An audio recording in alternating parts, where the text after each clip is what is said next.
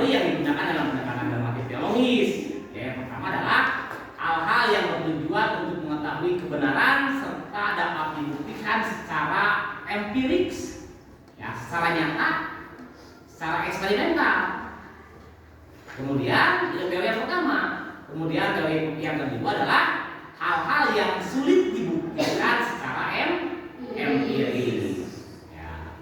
Untuk hal-hal yang dibuktikan secara empirik biasanya dibuat apa disebut masalah yang berhubungan dengan masalah ar-ra'yu, masalah penalaran. Ya. Sedang masalah-masalah yang tidak berhubungan dengan empirik ada sesuatu hal yang gaib.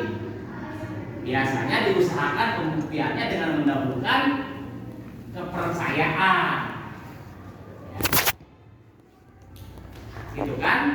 Namun ya ini kan sangat sulit untuk menentukan hal apa saja yang masuk klasifikasi empirik, ya.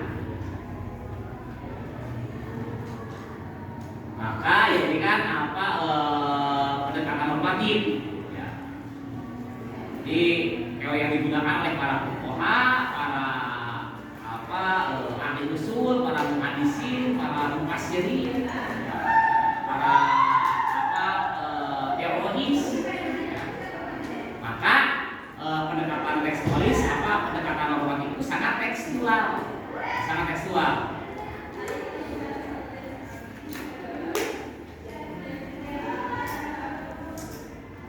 Itulah pendekatan normatif, ya. Jadi yang akan bahas adalah bagaimana Islam normatif, ya. Kemudian dikaji bagaimana Islam sebagai sistem kepercayaan, kemudian sebagai sistem peribadatan. Dari yang didiskusikan tadi ada yang ditanyakan terlebih dahulu, ada yang tidak dipahami? Atau sudah paham? Kalau sudah paham ya nggak beres. Alhamdulillah, Bapak sudah menjelaskan. Kalau tidak paham, tanyakan apa yang tidak pahamnya. Baik, silakan.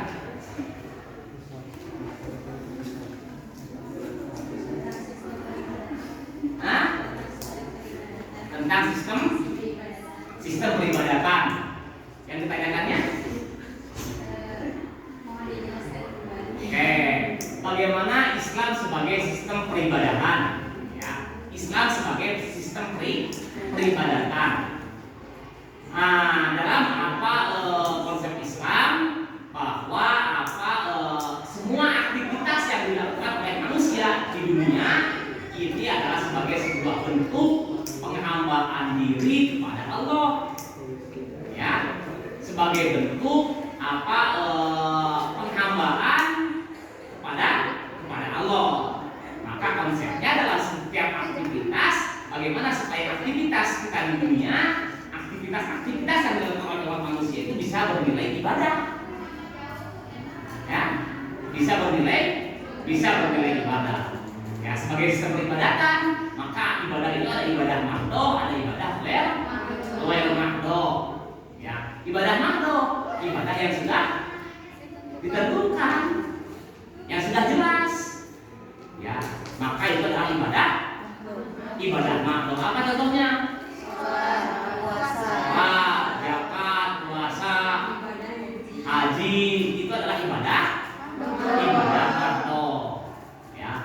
Maka ada ibadah yang dimaksud dengan ibadah ghair mahdoh, ya. Ibadah apa ibadah ghair mahdoh itu? Ibadah yang berkaitan dengan hubungan kemanusiaan, ya. Maka itu adalah ibadah mahdoh. Bagaimana Anda mencari ilmu, ya. Bagaimana Anda mencari nafkah, itu ibadah. Bagaimana Anda melakukan kegiatan aktivitas sosial, ya. Aktivitas yang dilakukan oleh umat Islam, maka bagaimana bisa bernilai ibadah? Maka ya ini kan harus dilandasi dengan aspek kepercayaan yang benar. Jadi ketika kita melakukan aktivitas itu landasi semuanya niat ibadah, ya. Jelas nanti adalah aktivitas yang dilakukan adalah aktivitas yang baik, ya kan? Jadi Anda berbuat apapun nanti bisa bernilai ibadah. Makanya dalam konsep Islam, maka ya ibadah itu kan sangat tinggi, ya. Jadi bagaimana supaya manusia motivasinya tinggi di dalam melakukan berbagai aktivitas kebaikan-kebaikan, maka semuanya dalam konsep Islam itu dinilai ibadah. Maka kebaikan-kebaikan yang dilakukan oleh umat Islam maka akan diperhitungkan. Ya. Jadi berbagai kebaikan-kebaikan, berbagai kebaikan-kebaikan yang dikerjakan oleh umat Islam maka akan diperhitungkan, ada balasannya. Bagaimana Islam sebagai sistem peribadatan? Nah, maka tadi ya sebagai sistem peribadatan dalam bentuk ibadah makhluk. Nah ini kan bagaimana bahwa dalam konsep ibadah makhluk ini sebagai satu nilai sistem kepercayaan yang harus diyakini bahwa itu adalah sumber-sumber ajaran-ajaran yang harus dilaksanakan oleh umat Islam. Maka dalam konsep agama Islam ataupun dalam ibadah itu adalah sebagai sebuah bentuk penyucian jiwa. Ya. Ini jadi ya Anda membersihkan jiwa, membersihkan ruh, ini adalah tujuan dari ibadah. Kan Islam ini sebagai yang memiliki aspek kemanusiaan. Manusia itu terdiri dari dua unsur jasmani, kemudian unsur rohani. Maka bagaimana bisa menyeimbangkan kedua aspek itu? Ya, aspek jasmani dengan aspek rohani. Maka harus bisa memfungsikan, menyeimbangkan keduanya. Aspek jasmani, aspek rohani. Kalau aspek jasmani biasanya manusia pandai, iya kan? Maka jasmani selalu diberikan asupan makanan. Ya, Anda lapar makan, gitu kan? Jasmani kan? Kita haus minum, apalagi kita lelah istirahat. Itu kebutuhan jasmani. Ya, maka kebutuhan rohani pun harus dipenuhi kebutuhannya. Rohani pun harus diberikan asupan makanan. Apa asupan makanan rohani? Asupan makanan rohani adalah ibadah. Ya, ibadah. Ibadah itu adalah asupan makanan rohani. Maka tujuan ibadah itu adalah untuk mensucikan ruh manusia. Ya, maka ada syahadat, sholat, zakat, puasa, haji itu untuk menjaga kesucian ruh. Ya, supaya ruhnya tetap menjadi bersih, menjadi suci. Ruh yang asalnya suci harus terjaga kesuciannya. Maka ketika ruh ditiupkan ke dalam jasad, maka ruh itu kotor. Ya, ruhnya menjadi kotor. Ketika ruhnya didominasi oleh jasadnya, maka yang itu adalah perbuatan-perbuatan yang tidak benar. Perbuatan-perbuatan yang mengikuti hawa nafsunya, perbuatan-perbuatan yang mengikuti perintah-perintah setan. Karena apa?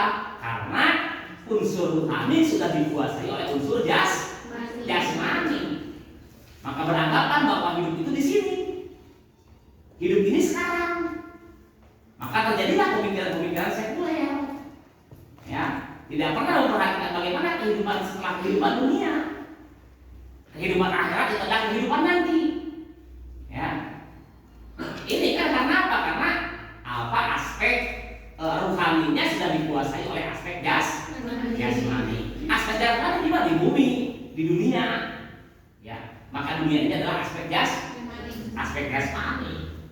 Maka secara jasmani manusia berasal dari tanah. Maka ketika manusia ruhnya dikembalikan, ruhnya dicabut, jasmaninya dikembalikan ke dalam tanah. Iya kan jasmaninya. Hakikat kemanusiaannya kemana? Ya, hakikat kemanusiaan rohaninya harus bisa kembali kepada Tuhan. Ruhnya harus bisa kembali kepada Tuhan dan mengalami sebuah kehidupan dari sana. Ya. Jadi antara kehidupan dunia dan kehidupan akhirat itu kan ada tipis batasannya. Ya, sekarang kita hidup di dunia, esok lusa kita sudah kembali kepada kehidupan akhirat. Sehingga ketika tidak didasari oleh keimanan, maka orang gelisah ketika akan menghadapi mati. Ya, takut mati. Iya kan? Orang takut mati. Iya, orang takut mati. Ya. Kenapa? Karena menganggap bahwa bahwa mati itu adalah berakhir, bukan mengalami sebuah kehidupan. Alam akhirat adalah sebuah kehidupan nyata. Setelah manusia meninggalkan kehidupan dunia, maka ketika manusia dikembalikan ruhnya, ya, dipisahkan dari jasadnya, maka itu adalah ketika ruh berpisah dari jasad, maka itu adalah namanya mati. Ya. Jadi mati itu berpisahnya antara ruh dengan jasad. Yang tadinya juga terpisah. Ya. Ruh berasal dari Allah, maka ruh harus bisa kembali kepada Allah. Nah, maka ibadah-ibadah dalam konsep Islam itu bagaimana untuk menjaga kesucian ruh. Sholat, bagaimana ruh kita selalu terjaga sehingga ruhnya selalu suci. Ya. Maka ketika ruhnya suci, yang kedua adalah perbuatan-perbuatan yang baik. Perbuatan-perbuatan yang baik. Ya. Perbuatan-perbuatan yang tidak mengikuti hawa nafsu, perbuatan-perbuatan yang tidak mengikuti perintah-perintah setan. Kalau perbuatan jelek itu pasti berasal dari nafsu dan ajakan setan. Begitulah kenyataannya. Karena apa? Karena nafsu yang ada dalam diri kita, nafsu itu selalu mengajak kepada ketidakbaikan. Itu kan dalam Al-Quran, inna nafsa la ammaratun bisu.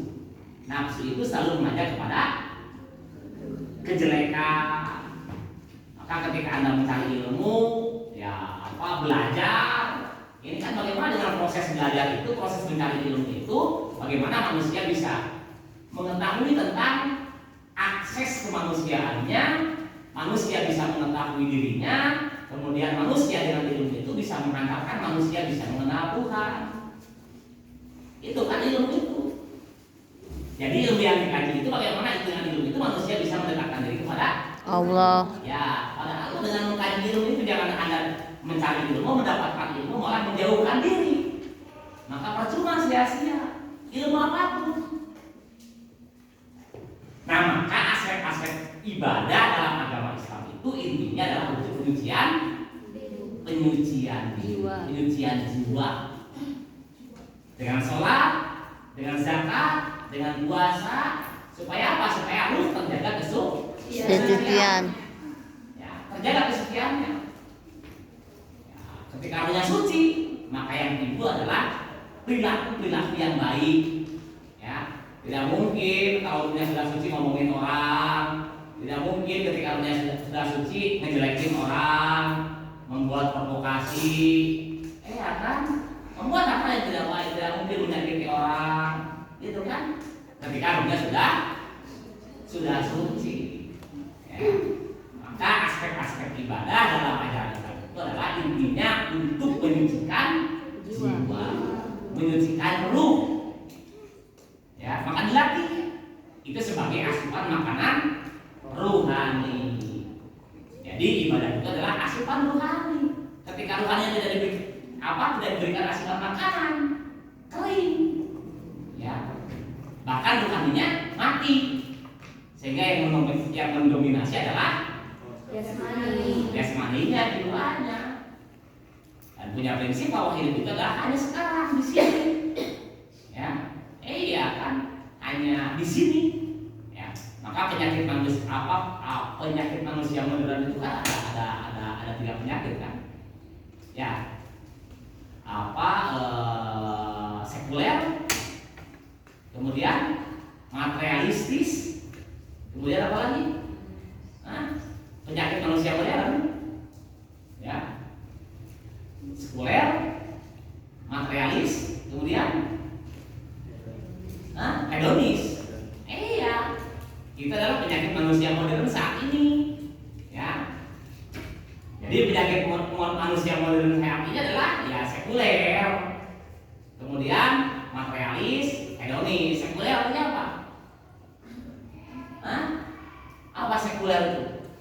Sekularisme.